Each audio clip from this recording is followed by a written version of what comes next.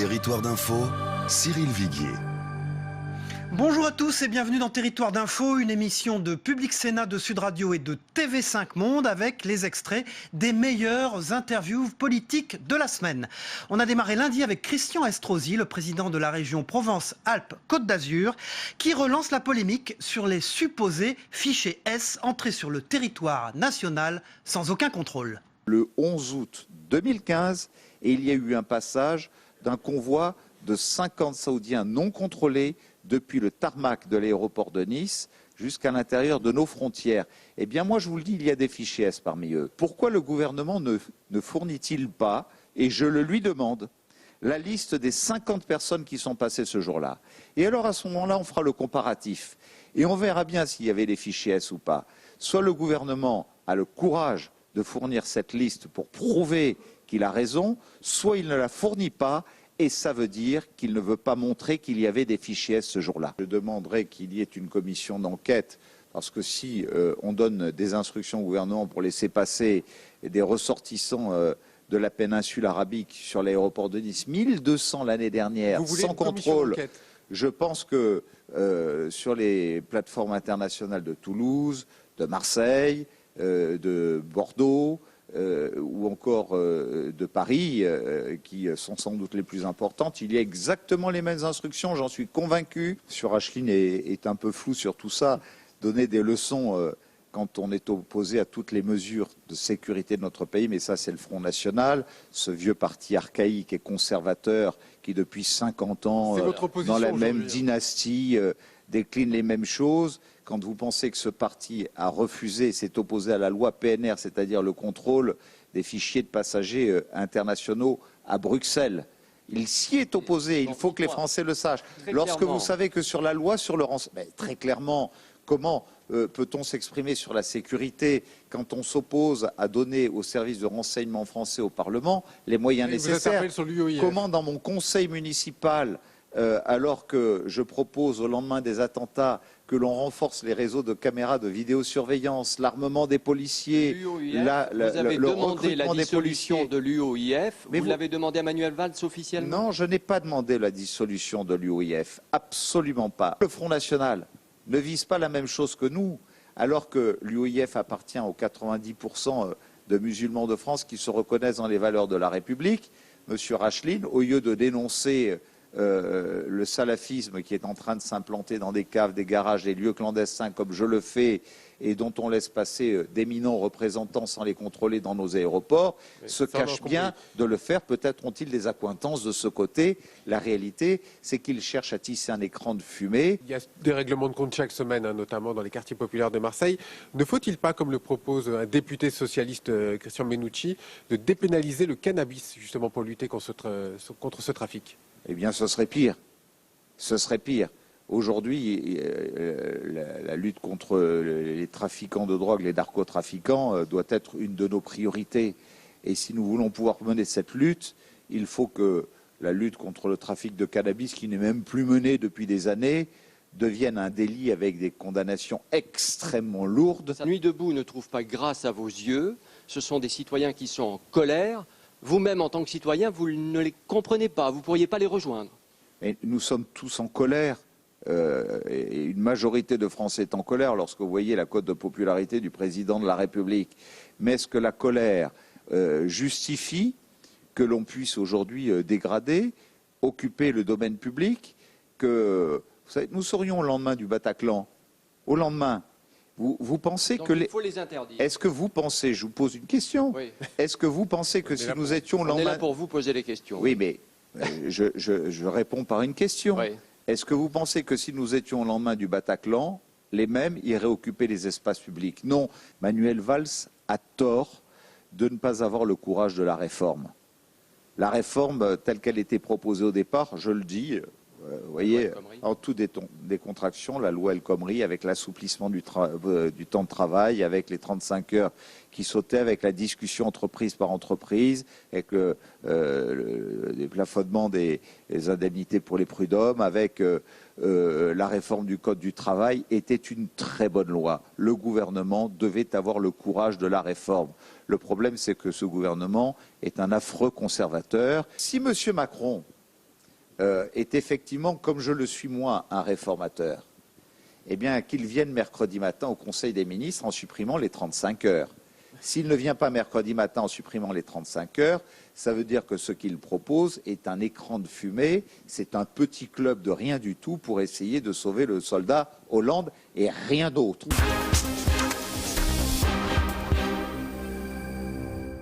Le député maire de Meaux, Les Républicains, Jean-François Copé, qui était notre invité mardi, ne reconnaît plus Manuel Valls et qualifie de terrible gâchis les propositions du Premier ministre de surtaxer les CDD. Je pense que c'est un terrible gâchis. On avait au départ une loi qui était pleine de bonnes intentions. Il s'agissait de réduire les contraintes absolument énormes qui se posent aux entreprises françaises pour créer de l'emploi. J'avais même dit d'ailleurs au départ que c'est une loi que la droite aurait dû faire. Vous voyez, c'est vous dire qu'entre ça au départ et aujourd'hui l'atterrissage avec la surtaxation des CDD, on se dit mais quel gâchis. Je dois dire que nous sommes passés de la loi travail à la loi El Khomri, qui était déjà un premier recul, et voilà que nous sommes à la loi UNEF. J'avoue que les bras m'en tombent. Je vais vous dire, je ne reconnais pas Manuel Valls en fait. Moi, on m'a toujours expliqué que le Premier ministre, et d'ailleurs c'est pour ça que je lui trouvais un certain tempérament, c'était quelqu'un qui tenait dans les moments difficiles. Et je vois aujourd'hui un Premier ministre obligé d'aller à Canossa. Je pense d'ailleurs qu'il ne le fait pas de sa seule volonté, uniquement parce que le syndicat UNEF, c'est pas du tout les étudiants ni les jeunes de France, c'est l'UNEF, qui est le syndicat socialiste, a exigé que cette loi ne soit pas adoptée. Il y a un instant à l'autorité de Manuel Valls, avec un point d'interrogation, c'est un peu ce que vous avez dit. Est-ce que, de la même façon, est-ce qu'il faut évacuer à vos yeux, une façon définitive, la place de la République avec le mouvement Nuit debout, et comme dans d'autres villes de province, par exemple ? Oui, mais alors ça, c'est l'autre volet, c'est l'autre volet fou de ce que nous vivons en ce moment. C'est-à-dire que pendant que nous sommes en état d'urgence, nous avons une place de la République qui est occupée matin, midi et soir et nuit, avec des slogans qu'on connaît parfaitement. Enfin, il y a que dans l'univers, pardon de vous dire ça, mais il y a que dans l'univers médiatico-parisien qu'on fait semblant d'être fasciné par ce spectacle qu'on connaît par cœur. Mais tout ça, surtout, et c'est ça qui pour moi est terrible, donne le sentiment d'une crise de commandement pour notre pays. Il y a aussi une aspiration au renouvellement. D'un côté, on a les jeunes de Nuit debout, de l'autre, on a la primaire des citoyens, voulue maintenant par Alexandre Jardin, par Corinne Lepage. Comment vous analysez ces mouvements ? Oui, on a même Emmanuel Macron, oui, c'est les deux infinis. Voilà. Bon, tout ça... C'est une erreur de mettre tout ça côte à côte. Il y a un certain nombre de commentateurs qui disent, mais finalement, il y a une aspiration à autre chose. Bah, évidemment, est-ce que vous ne prenez pas en compte ça ? Mais évidemment qu'il y a une aspiration au renouvellement. Mais comment peut-il en être autrement ? Voilà des années et des années, ça ne date pas de la gauche d'ailleurs, que les gouvernants successifs n'ont pas de résultats. Pardon, mais aujourd'hui, notre sujet, il est celui-là. Peut-on renouer avec l'esprit de commandement ? Peut-on avoir enfin à la tête de notre pays un chef de l'État qui décide, et qui décide conformément à ce pourquoi il a été élu. Le problème de François Hollande, malheureusement, c'est que cette loi travail pavé de bonnes intentions, ce sont des mesures, je vous l'ai dit tout à l'heure, que la droite aurait dû prendre. Le seul problème, c'est qu'il a été élu, lui, pour proposer une taxe à 75% pour les plus riches. C'est un virage à 180 degrés. Et donc, ça rend son équation politique impossible. Je comprends, moi, l'exaspération des gens. Vous avez été plusieurs années patron de l'UMP. Vous avez été obligé de démissionner de la présidence de l'UMP. Les Français ont ça en mémoire. Aussi, vous avez été éclaboussé par l'affaire Big Malion, à défaut d'être frontalement touché. Vous comprenez quand même qu'on ait du mal à vous suivre sur cette envie de cheffer. Là, je suis quand même obligé... mais votre candidature à la primaire, c'est une rédemption ? Non, attendez, on est en République laïque. Je propose qu'on mette les choses qu'on remette l'Église au milieu du village, si vous le permettez.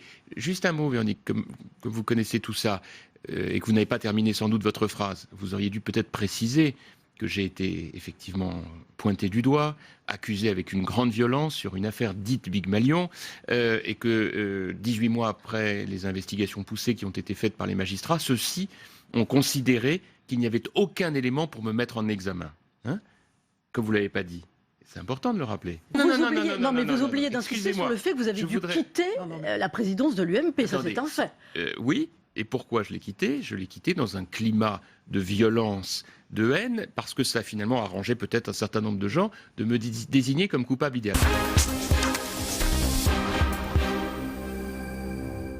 Mercredi Mercredi, pour le sénateur socialiste de la Nièvre, Gaëtan Gors, proche des frondeurs, François Hollande est un problème et il l'appelle à renoncer à se présenter à l'élection présidentielle de 2017. Et aujourd'hui, François Hollande a perdu la confiance des Français, c'est très net, et une partie de la gauche aussi désormais. Donc il doit en tirer les conséquences. C'est-à-dire que plus tôt il annoncera qu'il ne se représente pas, mieux cela vaudra pour la gauche. J'allais dire, c'est la même chose pour Sarkozy. À droite, on voit très clairement que l'opinion française ne veut plus ni de Sarkozy, ni de François Hollande. Il faudrait donc, si l'un et l'autre pouvaient agir dans le sens de l'intérêt de l'État et du pays, qui décide très clairement de laisser le débat s'ouvrir pour 2017 autour d'autres personnalités. Donc le souhait que je forme aujourd'hui, presque l'appel que je lance, c'est que François Hollande et Nicolas Sarkozy renoncent à être candidats à la présidentielle. Moi, je ne peux que l'inviter à le faire. Il faut tirer les conséquences d'un échec. Et c'est un échec. La gauche est divisée, le pays ne repart pas, la confiance n'est pas là, l'économie est en difficulté. Ce n'est pas pire que Sarkozy. Mais justement, quand vous faites ce parallèle, la conséquence, c'est que les Français se disent alors il ne reste plus que l'extrême droite. C'est la situation dans laquelle nous sommes aujourd'hui. C'est pour ça qu'il faut absolument aider à construire une alternative à ceux qui sont en place. Mais est-ce que Véronique vous Jacquier reconnaissez Manuel Valls, le Manuel Valls qui a voulu être un Premier ministre réformiste? Vous le reconnaissez? Mais Manuel Valls est dans une position impossible. Je pense qu'au fond même, il faut saluer, je ne suis pas du tout proche de la politique qu'il mène, mais il faut saluer au fond sa détermination, qui est celle d'un homme d'État, d'assumer au fond ses responsabilités de Premier ministre dans des conditions qui sont particulièrement difficiles. Est-ce qu'il y a une autre solution possible? Ce matin, il y a un sondage IFOP Fiducial Sud Radio qui place nettement en tête dans des personnalités largement préférées des Français pour la gauche. C'est Emmanuel Macron qui vient de fonder son mouvement. Est-ce que ça représente un espoir pour la gauche aujourd'hui ou c'est pas ça la solution? Pour le coup, lui, il est rafraîchissant dans son approche, mais ses idées sont très vieilles. On voit bien quand même qu'elle s'appuie sur une conception, c'est le vieux libéralisme qui essaye de se manifester sous une apparence beaucoup plus enthousiasmante qu'auparavant. Mais pourquoi les Français le plébiscitent? C'est pas tellement pour son programme, c'est parce qu'il a l'air de sortir en dehors, il a l'air hors système.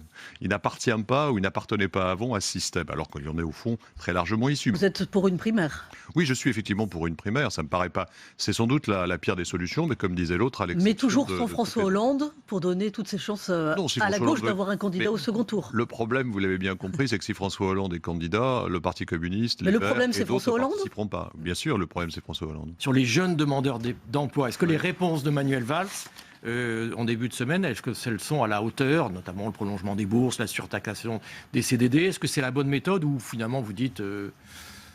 Non, je pense qu'on se trompe dans l'analyse qu'on fait de la contestation à la loi El Khomri.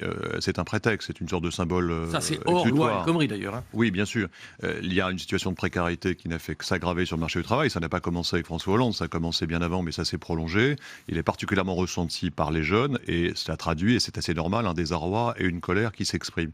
Et les mesures partielles qui seront prises ne pourront pas désamorcer totalement cette colère parce que c'est des réformes structurelles qu'il faut engager. Ce matin, dans Libération, Manuel Valls déclare « Nous devons, je le cite, être capables de faire la démonstration que l'islam est compatible avec les valeurs de la République. » C'est un discours qui vous va bien? C'est la bonne approche? Sur le principe, il me va très bien. Évidemment, l'islam doit être compatible avec les valeurs de la République et la République doit permettre... C'est ça l'enjeu? Mais ce n'est pas l'enjeu.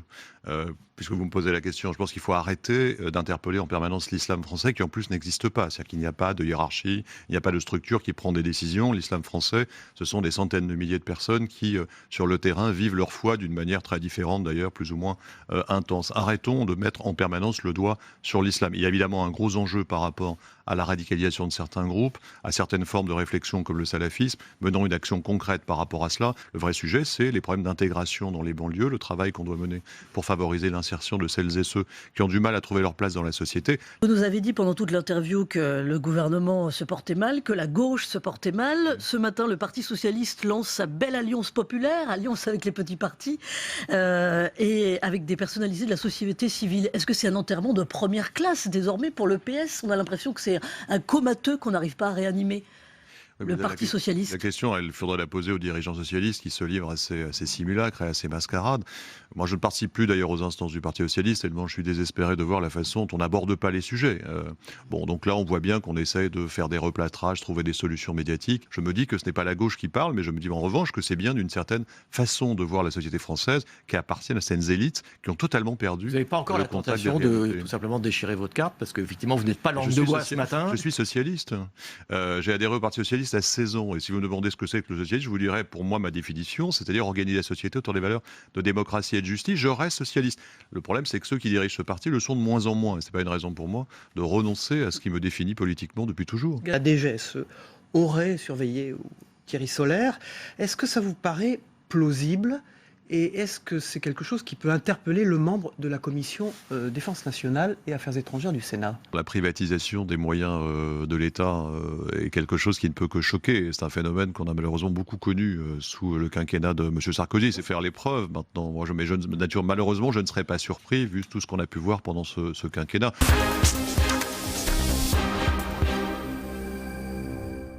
Jeudi, pour Pierre Laurent, le secrétaire national du Parti communiste français, c'est trop tard. François Hollande ne convaincra plus les Français et l'intervention télévisée du chef de l'État n'y changera rien.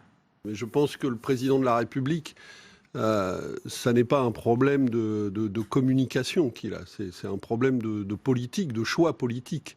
Donc il peut essayer toutes les opérations de communication qu'il veut, s'il ne change pas de cap politique, il ne convaincra plus les Français, singulièrement ceux qui l'ont élu en 2012 et auxquels il a tourné le dos tout au long de son quinquennat. Donc le problème est très profond et je ne sais pas, et je crois qu'il est trop tard pour le président de la République pour convaincre la France. Julien Drey, qui le défend beaucoup, dit cette émission, ça doit permettre de prouver qu'il est de gauche, qu'il est toujours de gauche. C'est un aveu en soi. Hein. C'est comme Manuel Valls qui dit hier, ça fait 30 ans qu'on me demande si je suis de gauche. C'est bien qu'il y a un problème. Emmanuel Macron lui demande de faire son bilan maintenant au vu de 2017. Comment qualifieriez-vous, vous, le bilan de François Hollande ? Je pense qu'il est... Il est doublement désastreux. D'abord au plan social, parce que la situation s'est considérablement aggravée depuis 5 ans. Le bilan de Hollande est aussi désastreux, j'ai envie de dire, politiquement, démocratiquement. Parce qu'une fois encore, et c'est ce qui provoque cette défiance massive dans le pays, un président de la République, après celui qui l'avait précédé, a trahi la confiance des Français. La question qui est devant nous, c'est celle de construire, et nous avons encore plusieurs mois pour le faire, mais ça devient urgent, c'est de construire un nouveau projet à gauche et une candidature qui ne peut pas être celle de François Hollande et a fortiori celle de Manuel Valls. Selon vous, c'est terminé, on n'en parle plus des primaires ? Non, je pense qu'il y a au contraire une très grande exigence à gauche chez les gens que je rencontre, qu'émerge une candidature large, une candidature commune. Mais en même temps, les gens nous disent tous, ça ne peut pas être celle de François Hollande. Donc évidemment, le Parti socialiste, la direction du Parti socialiste, parce qu'il y a des socialistes qui pensent, beaucoup de socialistes qui pensent différemment, mais la direction du Parti socialiste, elle s'acharne à dire, si on fait une primaire, c'est pour désigner François Hollande. Ça n'a pas de sens. Il faut commencer par discuter du projet et ensuite des candidatures. Je vais pas commencer... Cela étant dit, Jean-Luc Mélenchon, il n'a pas vraiment discuté du projet. Il est arrivé à la télé, il a dit voilà, je suis candidat à la primaire. C'est un des problèmes devant lequel nous sommes. Je suis candidat à la présidentielle. Donc moi, je ne vais pas commencer à piétiner le processus, que je dis, en déclarant une candidature de plus. Et nous allons nous-mêmes faire une consultation citoyenne. Vous avez un calendrier précis ? Je pense que nous pouvons faire ça jusqu'au début de l'automne. Tous les mois qui viennent doivent être utilisés à ça. Il faudrait que Jean-Luc Mélenchon s'inscrive avec nous dans la construction de ce processus collectif. Dans votre livre 99%, vous parlez d'un pouvoir collectif. Ce qui se passe actuellement avec le mouvement Nuit debout, c'est ça le pouvoir collectif ? Mais c'est les mobilisations sociales, c'est le travail que font les syndicalistes, c'est Nuit debout, c'est tout un tas d'énergie citoyenne qui se déploie en permanence dans le pays et qui font justement tenir debout le pays. Il y a dans les quartiers, dans les entreprises, dans nos villes, dans nos communes, dans nos villages, des milliers de gens, des centaines de milliers de gens qui, eux, continuent à faire du vivre ensemble, continuent à faire de la... Pierre Laurent, pardon, mais si on prend Nuit debout, par exemple, on est à quelques centaines, quelques milliers de personnes, il y a 65 millions de Français. De quoi parle-t-on, Oui, mais de quoi parle-t-on ? Il y a, avec Nuit debout, c'est un symptôme. Il y a derrière ça une attente citoyenne très forte de reprendre du pouvoir sur la politique. Il y a beaucoup de choses. Il y a en ce moment des milliers d'élus locaux, de petites communes, qui essayent de résister au mouvement d'écrasement des communes, de regroupement forcé des communes, qui est la conséquence de la loi NOTRe qui a été adoptée. Il y a partout des gens qui essayent, qui résistent, qui construisent autrement. Je rappelle quand même que les gens qui ont commis les attentats à Paris et à Bruxelles ce n'est pas en avion qu'ils se déplaçaient, c'est en voiture entre Paris et Bruxelles, au point même que la police française a reconstitué à leur près, leur trajet. Donc soyons sérieux, si on veut lutter contre les filières djihadistes, le PNR n'est pas la solution miracle. Manuel Valls présente son plan pauvreté tout à l'heure à Mantes-la-Jolie. Justement, pauvreté, Mayotte, ça vous dit forcément quelque chose.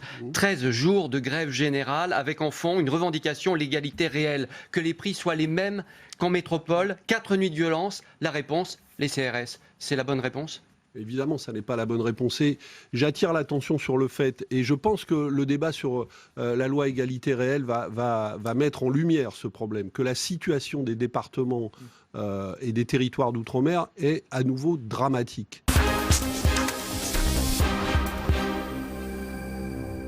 Alors, ça va mieux ? Ça va pas mieux ? Vendredi, la secrétaire d'État à la ville, Hélène Geoffroy, qui était notre invitée, au lendemain de la prestation télévisée du chef de l'État, tente de le défendre. Il a été objectif, il a expliqué pourquoi la France allait mieux, parce que l'économie allait mieux, parce que nous créions enfin de l'emploi, ce qui n'était pas arrivé depuis plusieurs années. C'est un fait, c'est objectif. Il a dit aussi qu'un certain nombre de jeunes avaient retrouvé le chemin de l'emploi par tous les dispositifs que nous avons mis en place. Il a dit que les déficits se réduisaient, donc c'est objectif quand il dit cela. En même temps, ce qu'il dit, le président de la République, il a dit « J'ai conscience au moment où je le dis que les gens qui ne vont pas mieux pourrait se dire, est-ce que je suis déconnecté ? Mais j'ai conscience qu'il y a des gens qui ne vont pas mieux. Écoutez, c'est pour ça que notre action continue. Avec François Hollande, vous dites, la France va mieux, je suis désolé, mais quand on regarde par exemple hier, l'actualité d'hier, Manuel Valls va à Mantes-la-Jolie pour présenter les grands axes du plan pauvreté. Bon, le RSA, augmentation de 2%, annonce faite hier, 2 millions de personnes qui sont concernées. Est-ce que c'est ça la France qui va mieux ? 2 millions de personnes qui aujourd'hui sont au RSA, et la seule solution que l'on trouve, c'est augmenter ce RSA de 2%. Mais faut pas être contradictoire dans ce qu'on dit. On dit que l'économie se redresse. C'est une condition sine qua non pour créer de l'emploi. Je crois que tout le monde le dit et le redit avec énergie. Qu'aurions-nous dit si les chiffres du chômage sont en augmentation tous les mois, Madame Geoffroy. Si les déficits avaient continué à croître. Ce que nous disons aussi, c'est que nous créons de l'emploi. C'est quand même important que le solde devienne enfin positif dans notre pays, que nous cessions d'en détruire. Ce qu'a dit le président de la République aussi, c'est que nous avons une démographie dynamique. Il n'y a pas longtemps, c'était le sujet. Est-ce que nous faisions des enfants ? Nous continuons à en faire et c'est une chance pour notre pays. Je crois qu'il l'a fort bien dit aussi. Nous luttons contre la pauvreté. Et pour les gens qui auront une augmentation du minimum social que nous avons lissé sur tout le quinquennat, ce n'est pas une annonce nouvelle. Nous le faisons depuis le début du quinquennat. C'est bien aussi. Je ne vois pas ce qu'il y a de contradictoire. Donc c'est mieux d'être au RSA plutôt que d'avoir du travail. C'est un peu ça qui se passe. Je ne crois que je n'ai jamais dit ça. Sur la question des CDD, il n'y a pas de surtaxe supplémentaire aujourd'hui. Au moment où nous en sommes, nous disons que dans la loi va être introduite une possibilité de modulation qui va être laissée dans son appréciation aux partenaires sociaux. Donc la discussion, elle ne sera pas dans le texte de loi, elle sera chez les partenaires sociaux. Je crois que le président de la République l'a rappelé très clairement. La surtaxe existe déjà aujourd'hui. Absolument. Elle n'empêche pas d'embaucher des CDD puisque, on l'a redit, la plupart des embauches se font en CDD aujourd'hui en France. Tous les deux ont dit que les principes de la laïcité devaient être très fermement appliqués dans tous les domaines, à l'université comme ailleurs. Aujourd'hui, je crois que ce que nous avons devant nous, c'est à redire et réexpliquer ce qu'est la laïcité pour qu'elle soit... Est-ce qu'il y a un problème de voile à l'université ou pas ? En tout cas, les universitaires aujourd'hui ne le disent pas, ne le présentent pas cela comme une question. Il y a d'autres sujets qui les préoccupent, c'est la réussite des étudiants aujourd'hui et leur accès sur le marché du travail. Les problèmes de radicalisation justement dans les quartiers, dans les villes, c'est un sujet que vous connaissez bien. 9000 signalements de personnes radicalisées, a dit le chef de l'État hier soir. Sur la question des maires démunis face à la radicalisation, ce n'est pas qu'une question financière, a dit le président, ce n'est pas que la conséquence de la pauvreté. Alors c'est quoi ? Ce que nous avons en tout cas entamé pour les quartiers, de l'ensemble de nos quartiers populaires, c'est un travail sur la prévention de la radicalisation en formant tous les acteurs qui interviennent sur le terrain. C'est quelque chose d'immense, de former les acteurs associatifs, les fonctionnaires qui interviennent. Sur cette question, les Français avaient besoin d'être rassurés hier soir. Est-ce que le chef de l'État a rassuré les Français ? Le chef de l'État a dit que l'action publique était en cours. Qu'est-ce qui est intéressant de savoir qu'on est capable de détecter des signes de radicalisation ? François Hollande l'a clairement dit hier, il attendra la fin de l'année. La fin de l'année, ça veut dire fin décembre. Et les primaires de la gauche, elles ont lieu peut-être début décembre. C'est un enterrement de première classe de cette primaire. Il ferme le jeu ? Non, parce que le Parti socialiste a été très clair. Il dit qu'il souhaite faire la primaire. Je pense avec ou sans François Hollande. Je crois qu'il n'a pas donné, enfin il n'a pas été aussi précis dans un calendrier, le président de la République. Donc évidemment, ma famille politique. Vous souhaitez fera qu'il les choses participe en à cette face. primaire? Moi, ce que je souhaite en tout cas, c'est qu'il soit notre candidat l'année prochaine, parce que je pense qu'avec finalement les 5 années que nous avons vécues, doivent lui permettre. Mais si les primaires existent, et le parti les porte évidemment dans le cadre des primaires, mais moi je vous dis, ma conviction profonde, c'est que François Hollande soit notre candidat l'année prochaine. Hélène Geoffroy, on termine avec votre action au ministère de la Ville. Vous placez l'école au centre et au cœur de vos préoccupations, et l'UNICEF place la France, elle, à la 35e place sur les inégalités de bien-être dans les pays européens. Ça va mieux là ? Ça va mieux. Je vous rappelle que les études sont quand même antérieures à la majorité de ce que nous avons fait dans notre quinquennat. C'est pas la panacée, mais à mon avis, c'est le début de quelque chose de fondamentalement important. Redire que la promesse républicaine va être tenue par les écoles. Voilà, c'était les meilleurs moments de Territoire d'Info, une émission de Public Sénat, de Sud Radio et de TV5 Monde. On se retrouve la semaine prochaine pour une nouvelle édition. Bonne semaine.